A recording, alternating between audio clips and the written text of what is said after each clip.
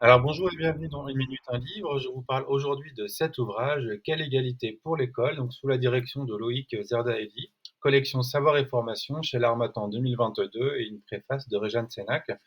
Alors c'est un ouvrage collectif qui m'a longtemps accompagné dans mes formations dans l'éducation nationale et ce fut un allié précieux aussi lors de l'écriture de mon ouvrage. Alors rappelons tout d'abord que les normes du système scolaire ont tendance à reproduire celles de notre société, qui organise les différences de classe, de sexe, de sexualité et les différences ethnoculturelles selon des modèles hiérarchiques, expliquait Nicole Mosconi.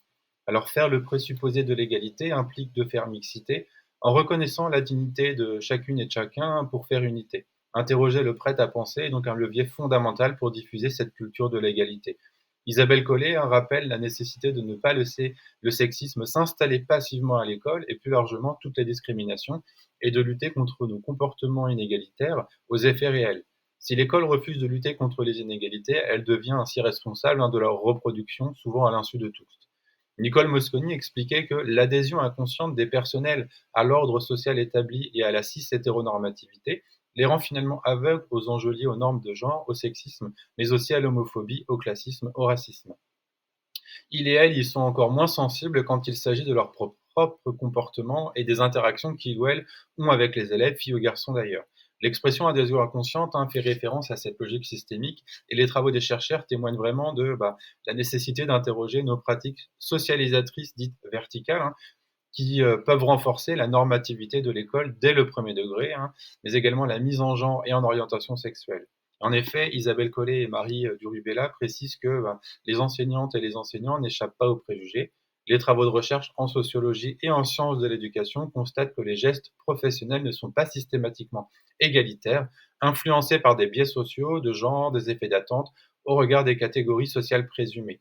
Donc le système normatif de genre est ainsi renforcé de multiples façons et l'objectif est vraiment de former les personnels à contrer les effets des croyances aux différences hiérarchisées entre les genres dans les pratiques de classe, expliquait également Nicole Mosconi. Par ailleurs, en EPS, les questions d'égalité et d'inégalité alimentent les réflexions depuis plusieurs années. Par exemple, les évaluations cristallisent un certain nombre de problématiques au regard de l'inégalité. Quel vocabulaire, quelles attentes pour quel genre. L'évaluation en EPS est analysée et renforce bien souvent du coup les catégorisations. En effet, en insistant sur la différence des sexes, le risque est d'enfermer les filles dans le groupe des autres sans les reconnaître comme des semblables, ce que Réjeanne Sénac nomme une égalité sous condition de performance de la différence pour les non-frères. Alors pour être considérées à égalité, les filles doivent performer leurs différences réelles ou supposées et marquées en tant que filles, par exemple, expliquait Loïc Zerdaelli. Un constat se dresse aujourd'hui, souligné également par Eric Fassin, sociologue.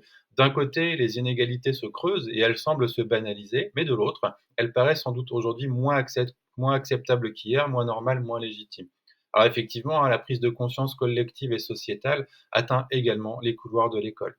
L'éducation à l'égalité est un enjeu donc de citoyenneté à partager. Enfin, on observe aussi aujourd'hui une ségrégation genrée dans les choix finalement de voies de formation. On assiste à une défaillance de la mixité et le constat est confirmé par des données académiques et nationales concernant justement le choix des voies de formation où perdure donc une ségrégation genrée alliée aux normes de virilité et de féminité.